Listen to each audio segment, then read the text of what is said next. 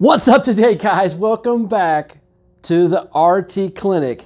And I'm in my favorite place in front of a whiteboard. Today, I'm gonna bring you 4 different terms that you're gonna hear during this oxygenation crisis. So I'm gonna give you some quick definitions and hopefully you'll learn something at the end. But you know what's next? Cut to the intro.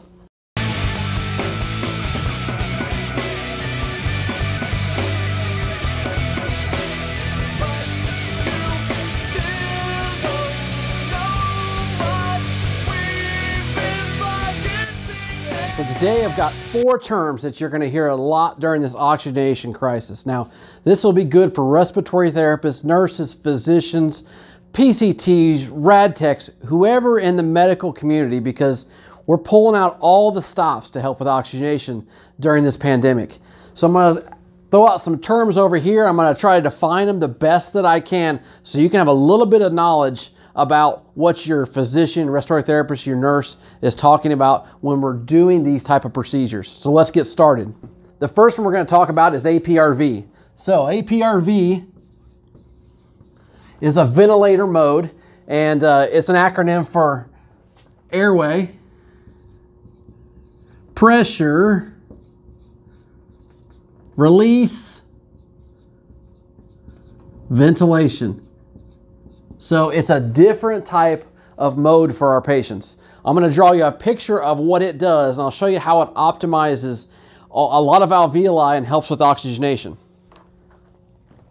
So if we're going to look at pressure over time when we put somebody in APRV, there's a couple things you want to look at first. So with APRV, this type of mode, and there's some other different brand names for this, but all of them are very similar in concept. So if we're going to look at time and pressure right here, what we're trying to do is the goal in oxygenation, if we're talking from preterm neonates to somebody who's 110 years old, is to increase, so this is the best answer for it, increase their mean airway pressure. Now, a lot of people will say increase PEEP or do this, do that. Mean airway pressure, that is how we increase somebody's oxygenation. So I'll show you how that is. Now, first of all, mean airway pressure, MAP, this does not mean arterial pressure. In the respiratory world, it's mean airway pressure. The average pressure in the airways over 1 minute. So how do we change averages and pressures? Well, raising PEEP's one of them. Actually changing a respiratory rate's another one. Now that'll kind of mess with you a little bit because you say, well, Jimmy, rate and volume, that kind of controls ventilation. It does, but it also increases mean airway pressure, which is gonna make a positive impact on your oxygenation. Let's get back to APRV. Oh, that racer's terrible. Okay, so APRV over time is gonna look like this. So pressure and time. What's gonna happen is we're gonna have 2 different things we're gonna set. Well, actually, we're gonna have 4 things we're gonna set. We're gonna set a T high, a T low, P high, and a P low. Now you're like, where is my rate? Where is all this other stuff? You don't worry about that with airway pressure, with APRV. So all we're gonna tell this pressure waveform to do is to stay at the top for so long and to go down for so long. Think of it this way. It's fluctuating CPAP is really what it is. CPAP, continuous positive airway pressure. This is gonna fluctuate between 2 pressures. So let's say our P high and our P low. We always set our P low at 0. That's where we start. I'll tell you why shortly. This one right here, it's going to be set really close to their plateau pressure. Won't go in deep with that. Plateau pressure is what increases, and it's a good indicator of ARDS.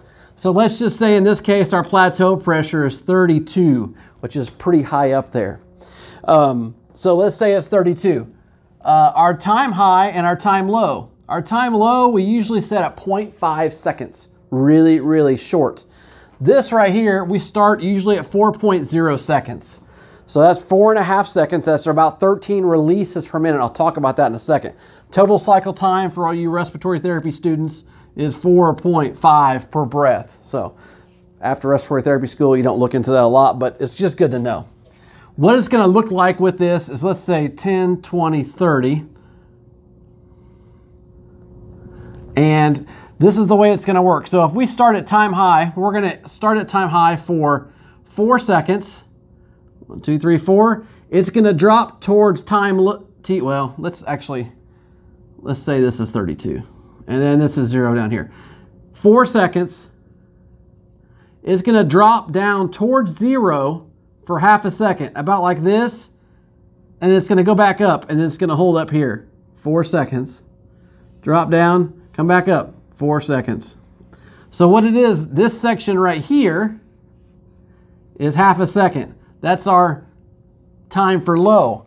Where's our target? It's 0, but we don't actually get there. We have this little space in here, and this is intrinsic PEEP. And that's something that we cause with APRV that helps with oxygenation.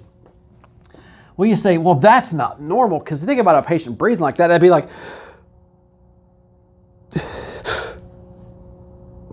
that's not normal, right? It's not at all. But there's one thing that makes this thing so it functions. It's called open lung ventilation. And that's why it's like CPAP, because the patient at any time can breathe at the top or bottom of these waveforms. So the circuit is open for the patient to breathe, and it's just fluctuating pressures in between. Well, with a 4.5 as a total cycle time, there's about 13 of these releases-ish per minute. We do a lot of ventilation there. Another thing you really want to do if you have a patient on APRV, they shouldn't be paralyzed, although we've seen sometimes where paralyzing patients, especially if they have a lot of anxiety, can really help.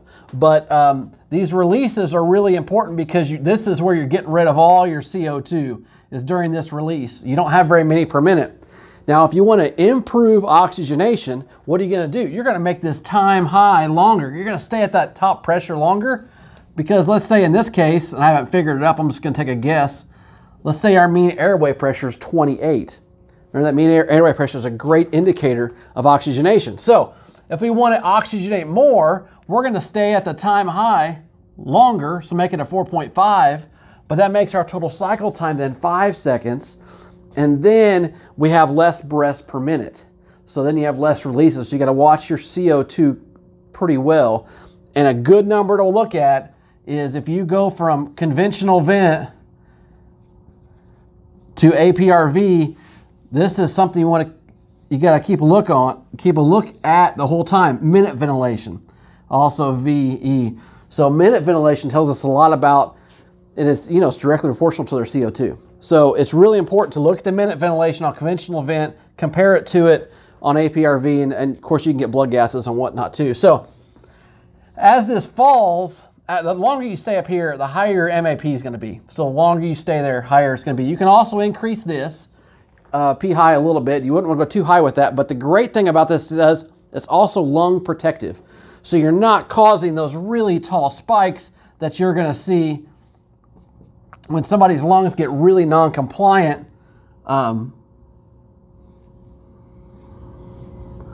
or things like this that you might be seeing if you're in pressure control or volume control ventilation, where you're really spiking here at the end and you're causing these 40s, 50s, maybe not 60s of peak airway pressure. Think about it this way. Your peak airway pressure, maybe 33, maybe 34, but that's keeping your peak levels low. And that's really important. A lot of people will say, well, PEEP is what causes damage to lungs. It's not. PEEP can attribute to it, but peak airway pressure does. That's the shearing pressure on the lungs. So that's why APRV is really nice. So to increase oxygenation, you're going to make this one longer. Keep it on your ventilation node. Increase ventilation. You can make this a little higher. You can make this shorter so you have more releases per minute, or you can take the patient out of sedation a little bit so they breathe more on their own. But that is what APRV is. It's a kind of a softer way to oxygenate. And it works really good with straight oxygenation issues, which is what we're seeing a lot of in this current case, in these current cases we're finding. So APRV, airway pressure release ventilation. You always want to make sure that you got plenty of minute ventilation with that. And they're usually the releases, well, I'm not calling them breaths, but they are releases. If that's not adequate, you need to find something else, especially making this shorter to make sure that your patient exhales this entire time. Ventilation's not been a big deal with ARDS recently. With our most recent cases that we've taken care of, it's all oxygenation. So sometimes they tolerate APRV well. One major downfall of APRV is it can decrease venous return back to the heart, therefore drop their blood pressure. So having an art line in is really nice in these cases. But this is a good way to help to oxygenate your patients. APRV, airway pressure release ventilation. Let's get to the next one. The next one we're going to look at is inhaled nitric oxide. Now this is not nitrous oxide. That's an anesthesia gas. This is nitric oxide. So naturally released in your body, but we're going to actually give it to a patient in a very minute amount in parts per million. So it's actually a whole nother device that sits next to your ventilator when you deliver this. So also called INO, I think that might be a brand name. Inhaled nitric oxide. NO is nitric oxide. Well, what is nitric oxide? It is a potent vasodilator of the pulmonary vasculature. Inhaled nitric oxide was it wasn't discovered on accident, but it actually accidentally discovered a medication that's extremely popular. So there was a scientist that was looking for a cure for pulmonary hypertension. Well, nitric oxide works really well, and I'm really bad at drawing hearts, so we'll draw box hearts here. So, and then we have our lungs on the outside of them. So we have vasculature that goes from the right ventricle to the pulmonary system. Of course, it's going to go out the pulmonary system, and then it doesn't go out the bottom, but you get the point. And it's going to come back from the pulmonary system back into this aspect of the heart, left side of the heart. So nitric oxide is a patent vasodilator of those vessels. So what can happen sometimes, and we use this in the neonatal world a lot, but what can happen sometimes is people can have pulmonary hypertension. So pulmonary hypertension can come from a lot of things, but having chronically stiff lungs is one of them. That just means that blood is going by extremely fast past the alveoli. That's kind of like the way I like to think of it. It's going by extremely fast. That's your hypertension. And maybe these are kind of closed off a little bit. The problem with that is there's not a lot of time for this to pick up CO2 and especially to get oxygen into the blood. So pulmonary hypertension can cause hypoxia on the downside end. Well, what nitric oxide does, it causes vasodilation. Let's make this larger, and now maybe it's just half as fast. So it's not moving by nearly as fast, so you have more time to pick up CO2 and drop off oxygen at the vasculature at the alveoli, and that's what this is, a big alveoli. So it opens up the pulmonary vasculature so you can drop off more oxygen, which is some people's problems. They have underlying pulmonary hypertension.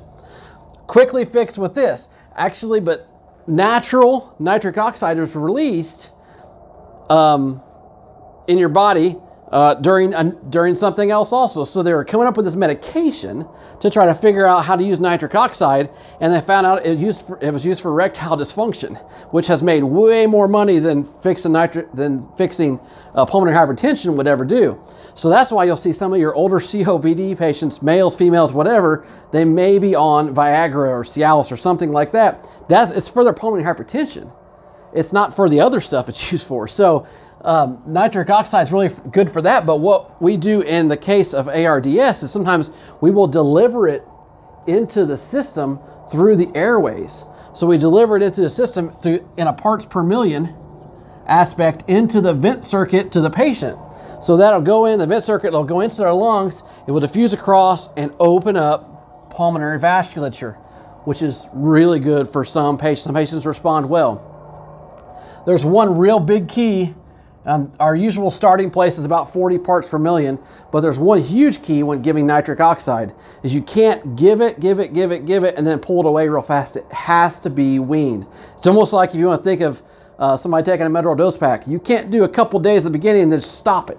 Your body does not react correctly, and it will not react correctly when it stops with this.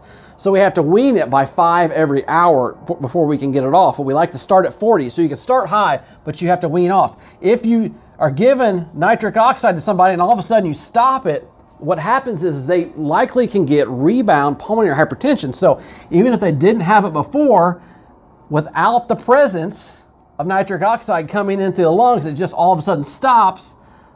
You get vasoconstriction of the pulmonary vasculature. Well, you know what that's going to happen then. Your sats are going to drop. It's going to be a real mess.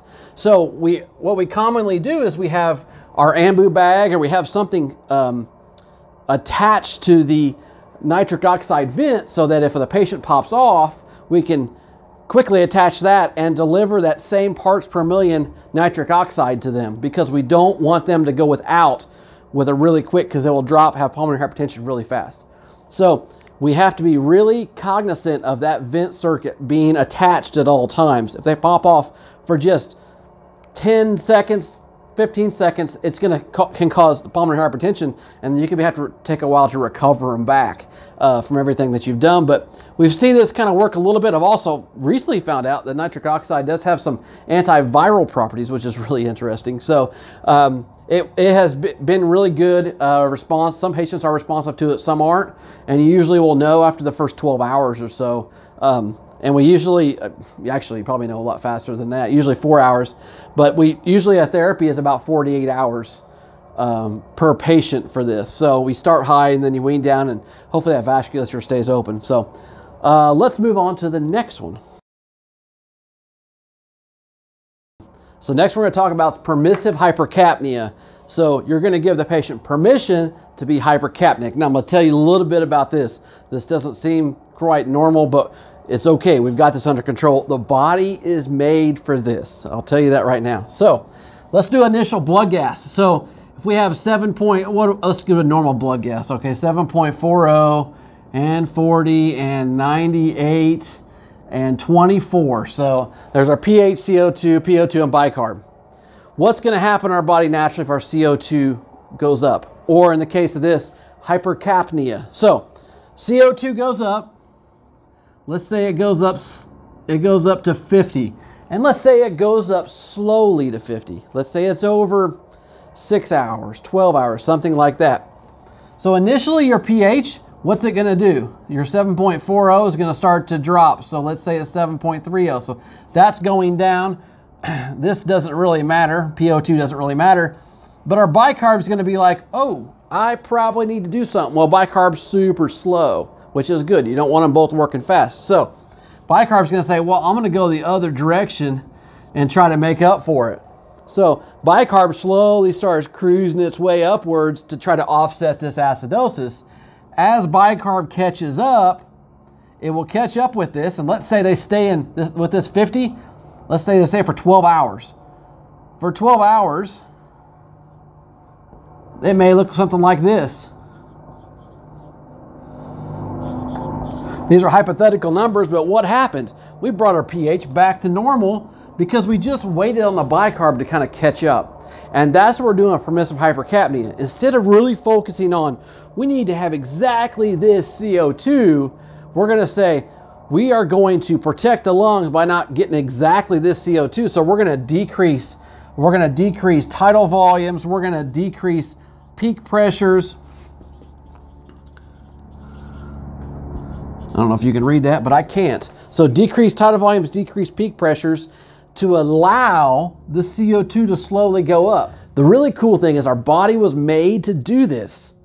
Fearfully and wonderfully made, because this is what the body does. The CO2 goes up and the bicarb says, I'm going to compensate for it, allowing the bicarb to go up. Now, what does that mean? Well, when the bicarb goes up, the kidneys filter out more hydrogen. Actually, no, they keep hydrogen in. No, they get rid of base, they keep hydrogen.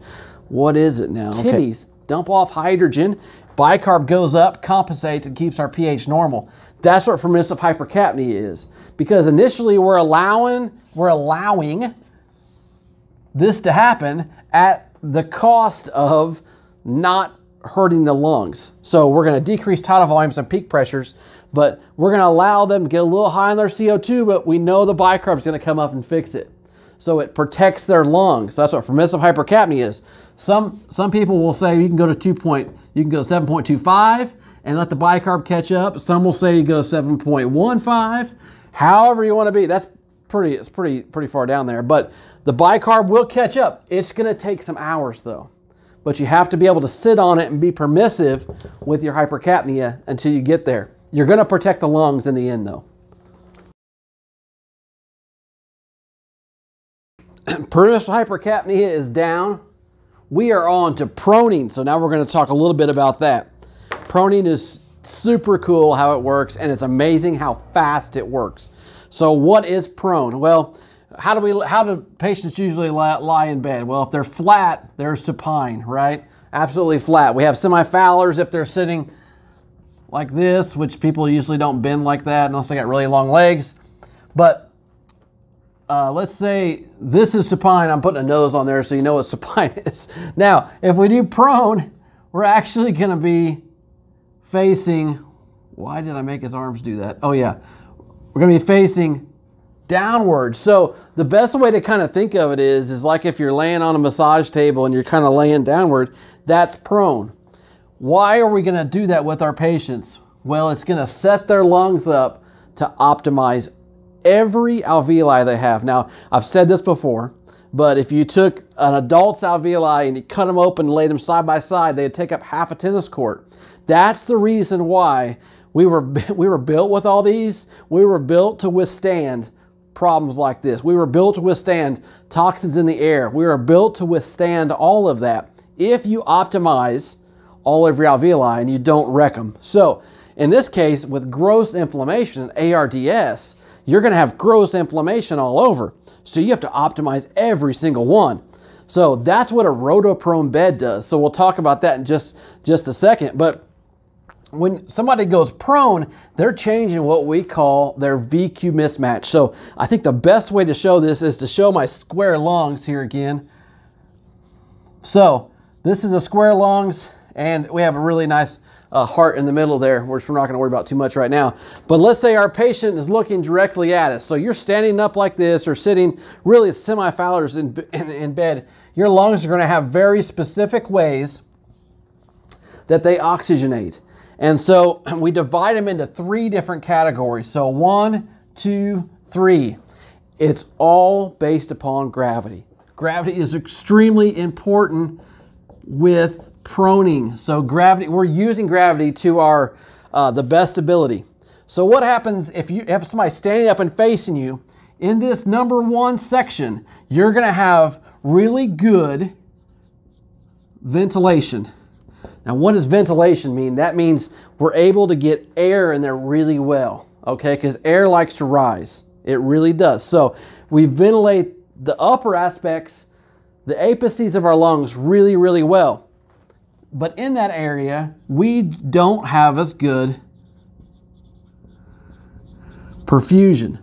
So you have to have both. So just an example of ventilation and perfusion. There's our big alveoli and there's our bloodstream. So ventilation is getting air into here, which is one part of the coin. The second one is getting blood to come by here. When those match up perfectly, that's when you oxygenate and ventilate.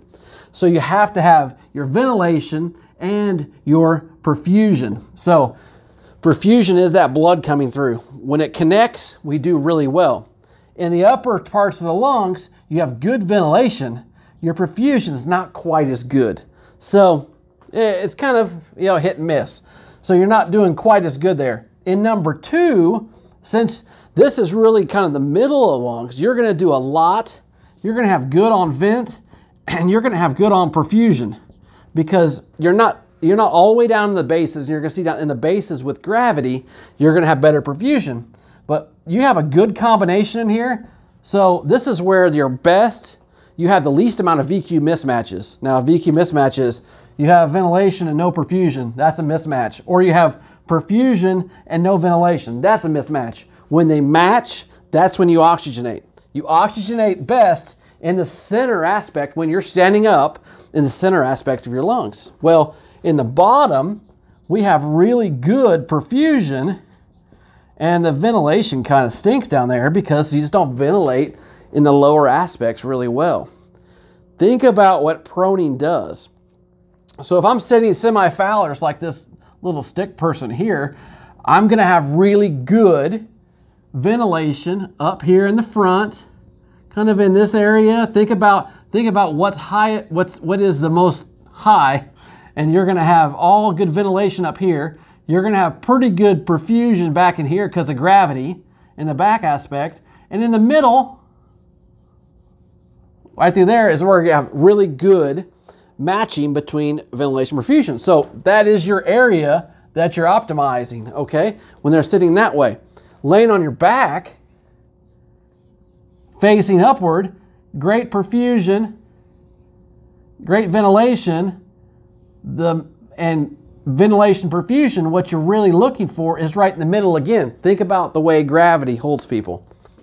Proning is really cool because what you're doing is you're using these alveoli on the anterior aspect of your lungs, and you've got a lot of them.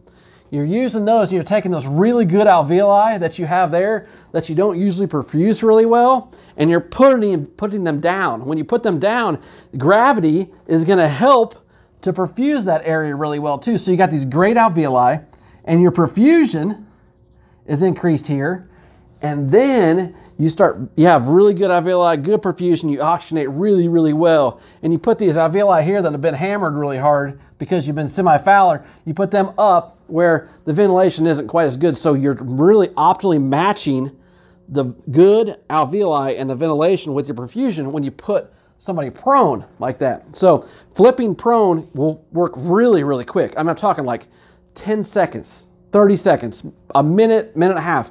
It can work that fast. You flip somebody prone, that perfusion is going to be gravity dependent. So whatever you put down is what you perfuse better. So that's why the old adage comes from respiratory therapists. Always put the good lung down. You're like, what the heck is that? I mean, if they have a pneumothorax on one side of a huge pneumonia on your left side, you always put the right lung down. Well, that means because you got your good lung that you're going to ventilate down there. You can't ventilate this one full of pneumonia. And then you're going to perfuse it, and then you'll do really, really well. So always put the good lung down. That should be like a motto. Okay, respiratory therapy motto. Well, what a rotoprone does, since it constantly moves the patient, you're constantly changing. So let's say this is the patient's head, this is the patient's nose, and their body's going back this way. Well, kind of like back that direction. That's not a really good picture. But what's going to happen is you're going to turn the patient this way.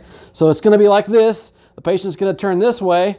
You're going to have good perfusion, good perfusion, good perfusion, and you're changing your perfusion by moving the patient back and forth because you're adjusting their chest cavity with gravity. And so what it does, it optimizes every alveoli you have, and that's the cool part about it.